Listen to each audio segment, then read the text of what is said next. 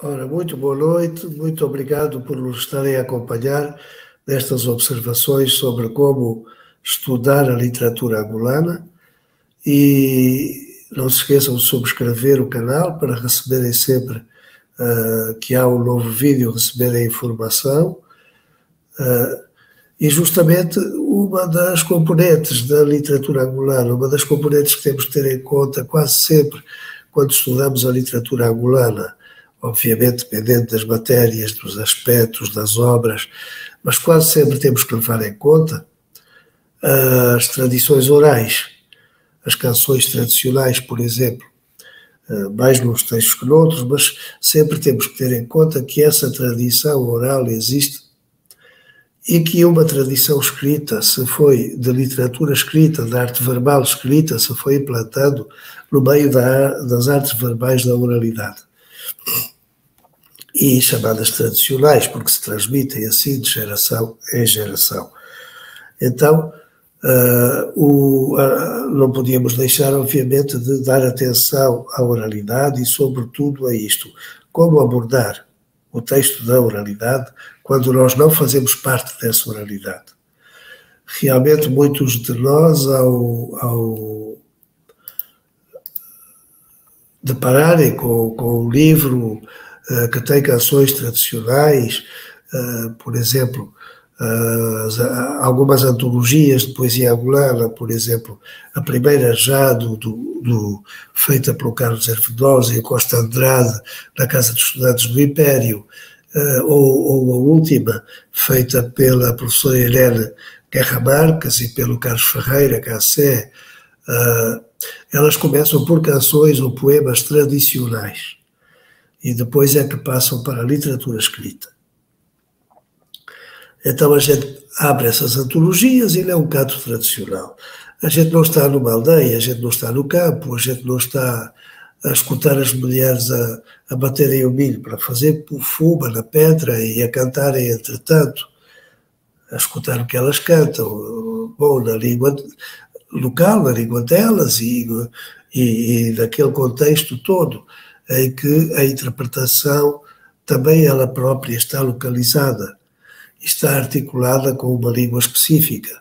Não, nós estamos com uma folha de papel à frente, ou com uma tela de computador à frente, ou de telemóvel, celular, ou com até um vídeo no YouTube, ou em outro canal, e o que temos é um texto à nossa frente. Naquele momento, o nosso texto já não é o texto original.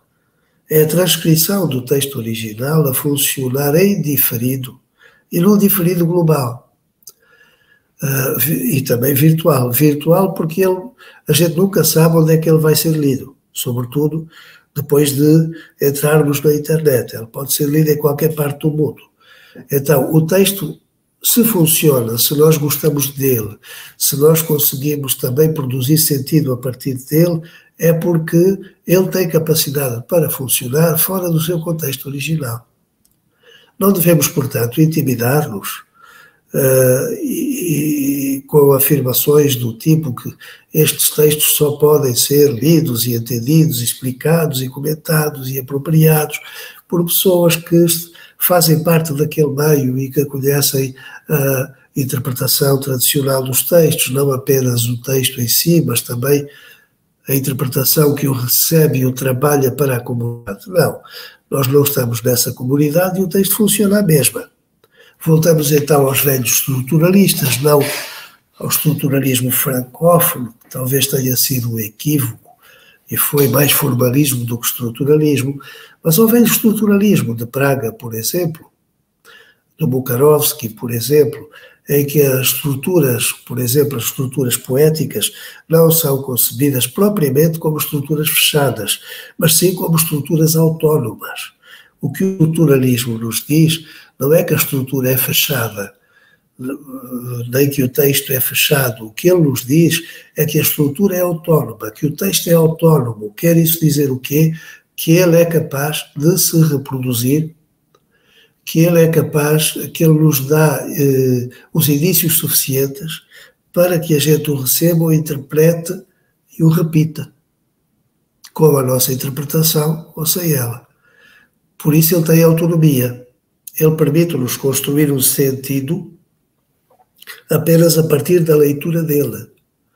Portanto, não está fechado, ele está aí aberto e em constante interação com outros sistemas culturais, linguísticos, artísticos, etc. Não está fechado. E a gente pode agora perguntar-se, então, sobre o que é que se alicerça, neste caso concreto, das canções tradicionais, sobre o que é que se alicerça a possibilidade de comunicação. Como é que o texto funciona? Ok, não está fechado, estamos fora do ambiente original.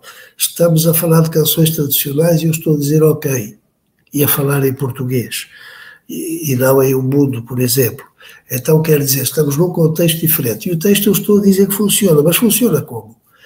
Bom, funciona geralmente, como todo o texto poético, funciona por imitação do próprio funcionamento do cérebro humano. O que geralmente faz a poesia é despertar no cérebro humano os processos que lhe são habituais e experimentá-los para ver se eles estão a funcionar bem. Ela nos dá prazer estético, e se não nos der, a gente não a segue e não experimenta esses processos, mas ela constrói por evocação processos idênticos àqueles que ocorrem no nosso cérebro quando estamos na rua a ver ou ouvir falar e a processar entendimentos e a sentir emoções que nos ajudam a interpretar o que ouvimos, etc, etc. Ou seja, o texto vai suscitar a nossa organização perceptiva e vai funcionar como estímulo para despertar respostas que contenham significados relacionados com o texto. Ou seja, vai provocar também a semiose, a produção de significado.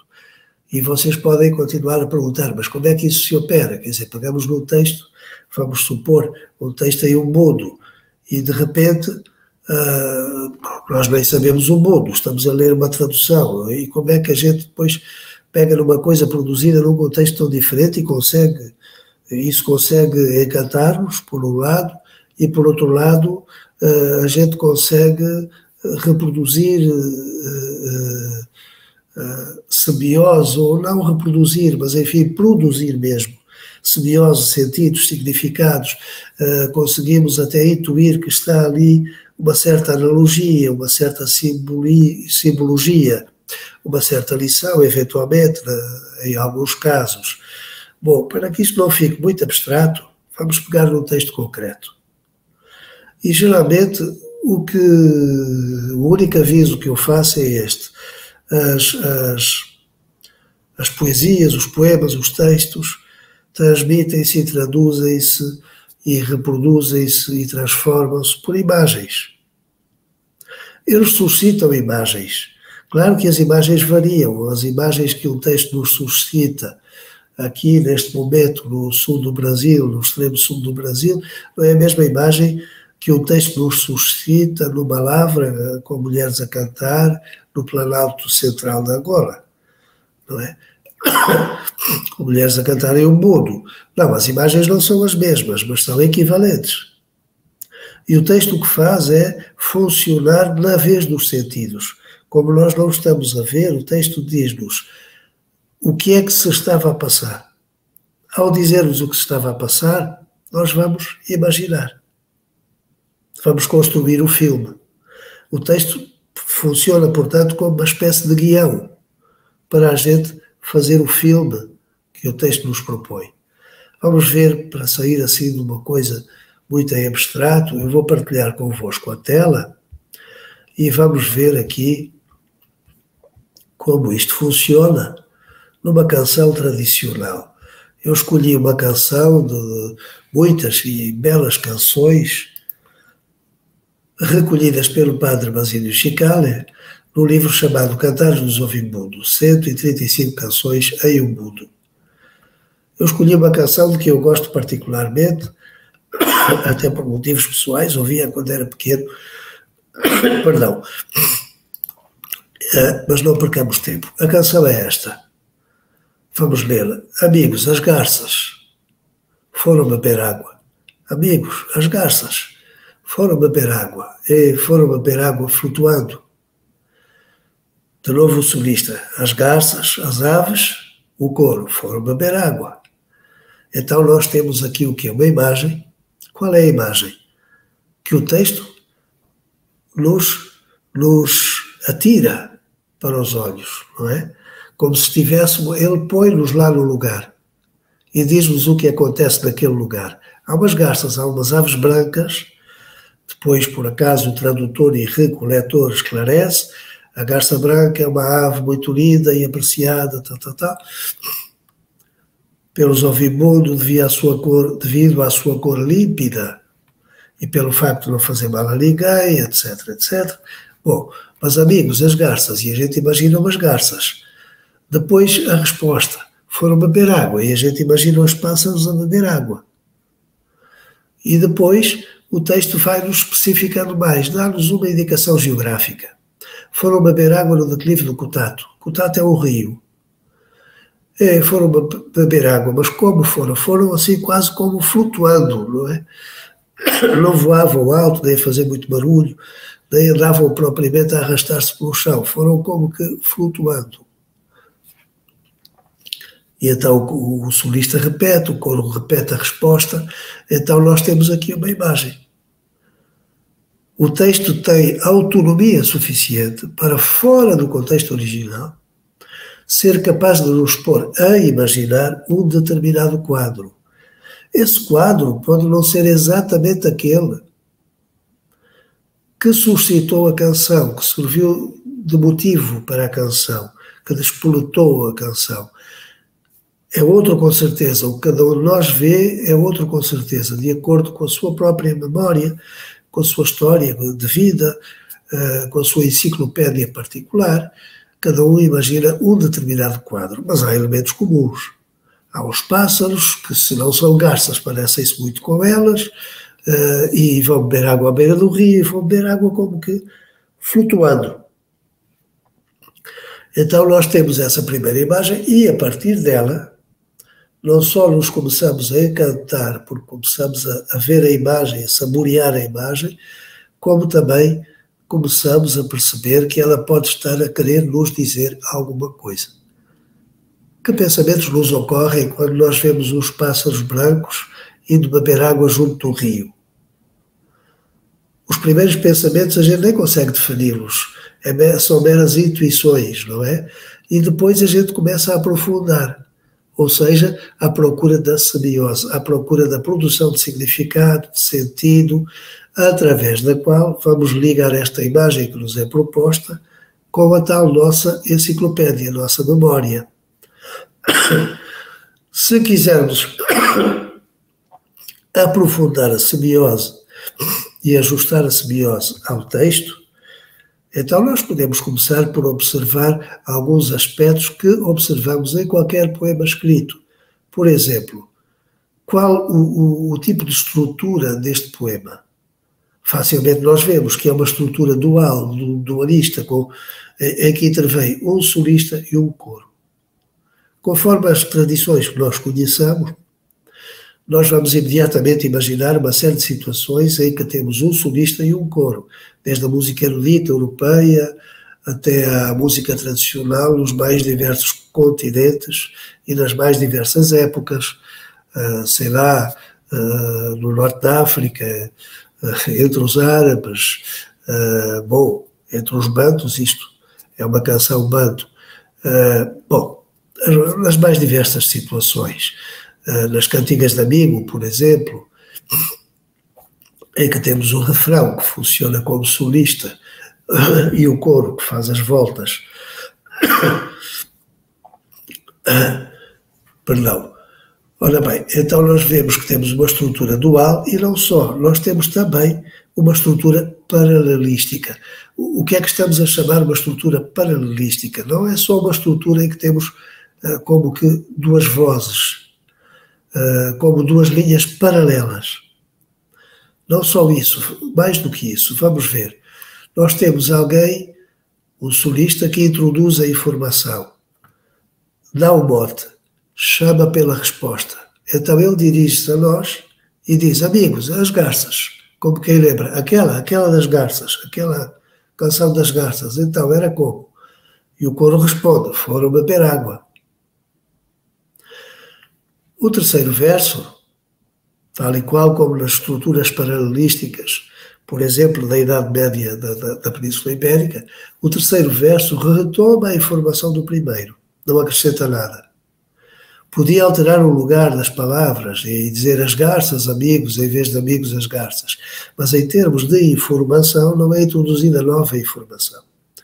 O coro, sim, quando responde, começa por repetir a informação do verso 2, vemos que esta parte é igual ao verso 2, e depois dar-nos uma nova informação, no declive do cotato. Portanto, temos aqui duas linhas paralelas, a repetição de duas informações e depois uma informação nova. Depois da nova repetição da segunda informação e mais uma informação nova. Foram, sim, no declive do cotato, sim, mas como? Como que flutuando. E então o solista repete as garças, as aves.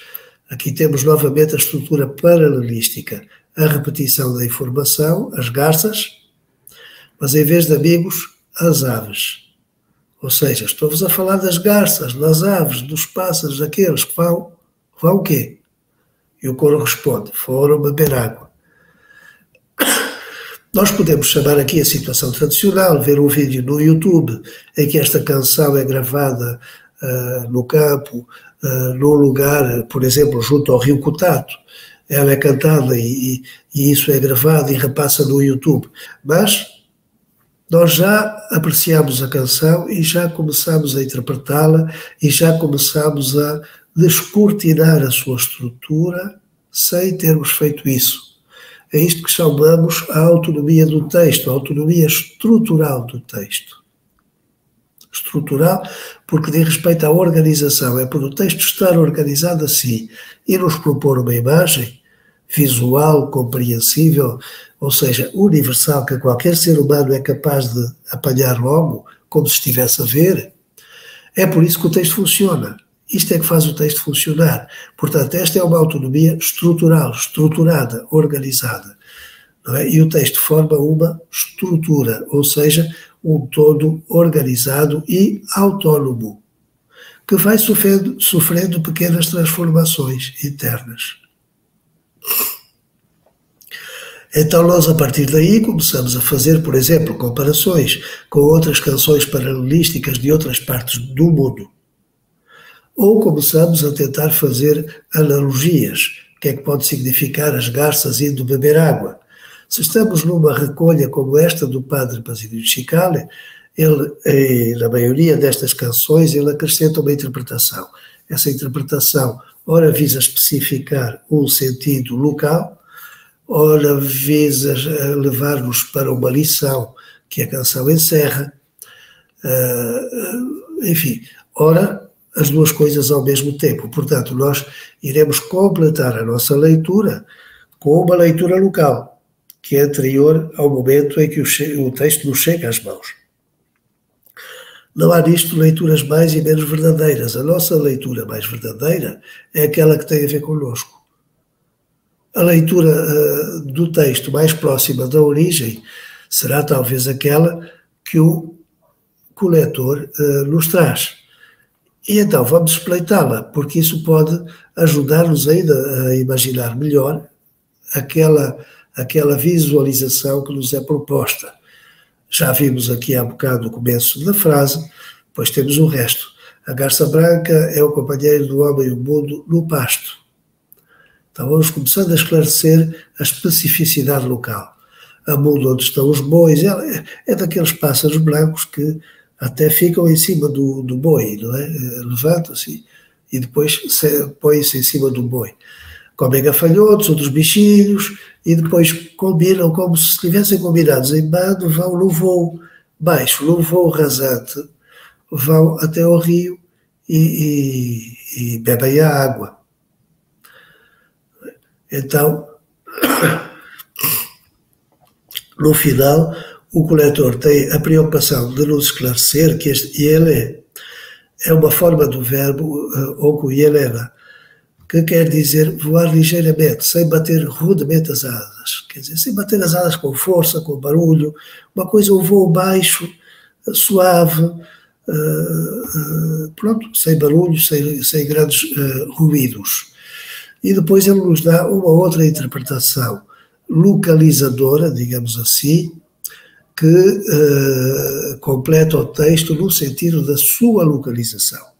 Ora, nós, por mais que nos digam o que é o rio Cutato e que a gente veja na internet o rio Cutato e o percurso do rio Cutato e fotos das margens do rio Cutato e de margens com declive, a gente não imagina propriamente o rio Cutato sem a imaginação de outros rios que a gente conhece, onde a gente pensa que podia acontecer isto, estarem os pássaros brancos junto ao rio a beber água. Então, a nossa interpretação, inevitavelmente, sofre os efeitos da nossa especificidade e depois a gente pode lhe juntar os efeitos da especificidade localizadora. O padre Chical esclarece-nos a referência geográfica, com Chiculo Cutato, na Baixa do Cutato, dá-nos a entender que o canto teria sido composto no Bié, local onde nasce o referido rio. Vejam bem, aqui temos um exemplo de como uma informação localizadora não é necessariamente uma informação esclarecedora. Porquê? Porque o rio Cutato não existe apenas onde nasce. E as garças não vão beber água apenas onde nasce o rio. Por outro lado, por outras informações, por outras recolhas, a gente percebe que este canto também é cantado em diversas regiões onde não há referência ao rio Cutato. Ou simplesmente a canção funciona sem se particularizar uma geografia, portanto esta parte não existe, e a canção funciona a mesma, ou então, em vez de se dizer na Baixa do Cutato, diz-se na Baixa do Caluí, na Baixa do Coprolo, na Baixa do Kwanza, na Baixa do Amazonas, sei lá, ou de algum afluente do Amazonas, ou do Tejo, ou de qualquer outro rio, pequeno ou grande, enfim, qualquer outra localização geográfica. Eu escutava esta canção e não tinha esta parte no declive do Cutato. Era que as garças iam beber água. E realmente, nesta mesma recolha, nós podemos ver que essa canção tem muitas variações, tem uma outra aplicação. Por exemplo, aqui, as garças, o mesmo, né? Alguém chama o tema. As garças, a canção das garças, foram beber água. Só que depois acrescenta-se uma informação completamente nova. A minha irmã de Silombo foi a Sarbroa. Aí vem de novo o refrão, as garças foram beber água.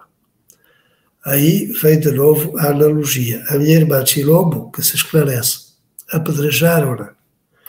Então a mesma canção, as garças foram beber água, ou seja, a mesma imagem visual, as garças a beber água, junto do rio, vai perder a localização, vai ganhar um sentido, por assim dizer, moral.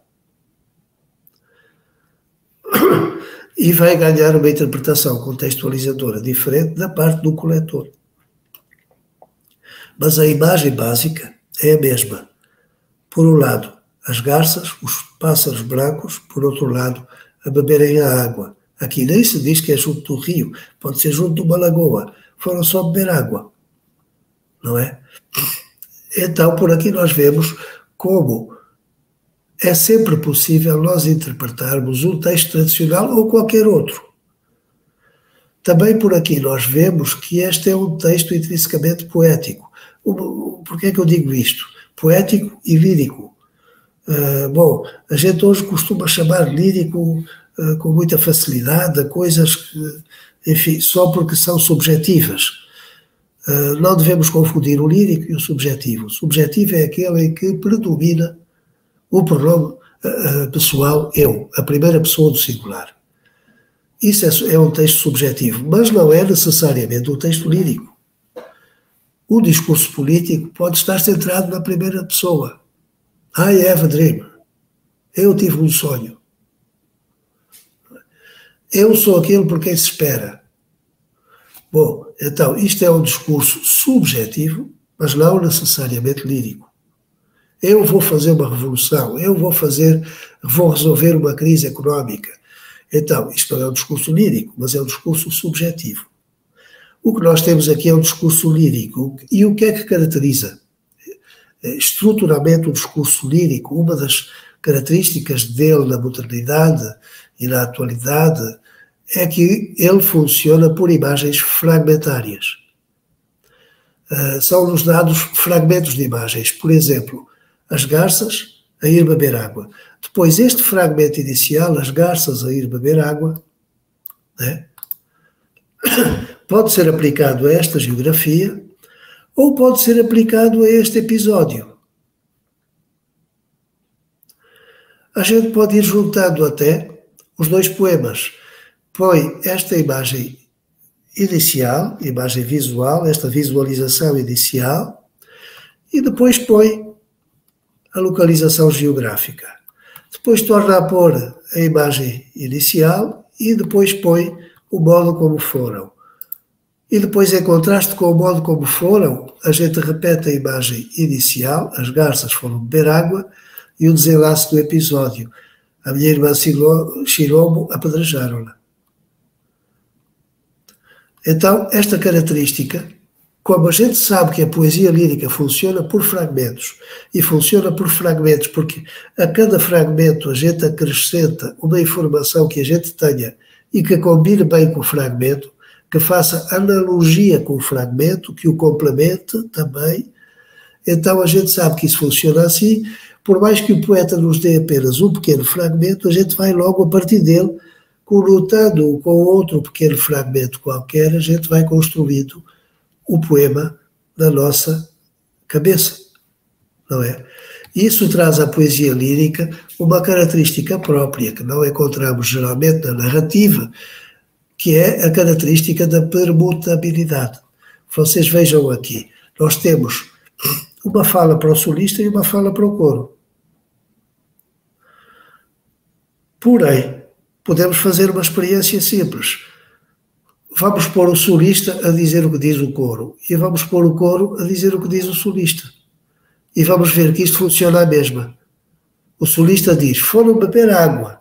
O coro responde, as garças. Funciona como uma adivinha nesta mesma tradição, em que se dá uma imagem um pouco enigmática. Porquê? Porque apenas um fragmento pequeno dessa imagem e depois a resposta traz-nos um esclarecimento. Foram beber água. A resposta é as garças. Como quem diz, eu sei, essa canção é a canção das garças. Né? Então a gente pode trocar. O solista pode dizer, foram beber água, e o coro pode dizer, amigos, as garças. E o solista diz outra vez, foram beber água onde? E o coro diz, no declive do Cotato. Ou o solista diz, foram beber água no declive do Cotato. E o coro responde, das garças. E o solista diz, foram beber água flutuando. E o coro responde, as garças. E o solista responde, foram beber água. E o texto funciona a mesma. Estão a ver? Portanto, as características principais da comunicação poética estão aqui, e as características principais de uma estrutura lírica estão aqui. Fragmentação, imagem visual, poder de conotação, portanto, de sugestão. Não é? Portanto, fragmentação, imagem visual, poder de sugestão e permutabilidade. Assim nós podemos interpretar qualquer texto. Um texto tradicional, por exemplo, sem estarmos muito aflitos, muito preocupados com o facto de não estarmos a ser corretos. Na verdade, qualquer texto é correto ou incorreto. Os fragmentos de Safo, por exemplo, qual será a interpretação correta de um fragmento de Safo? No entanto, nós fazemos interpretações e conotações com fragmentos de Safo, que por vezes são só um verso, ou dois ou três. não é verdade? Portanto, desde que a gente tenha um poema, a gente tem a capacidade de interpretá-lo, seja esse poema da oralidade ou não. E justamente, muitos poetas angolanos constroem os seus poemas, recordando-nos o que diz Lotman, por traduções que são personalizações da interpretação daqueles fragmentos que nos são trazidos pelas canções ou pelas adivinhas tradicionais. Ok, continuaremos na próxima semana. Estimo que tenham uma boa semana e que continuem a voltar aqui, porque haverá mais novidades com certeza.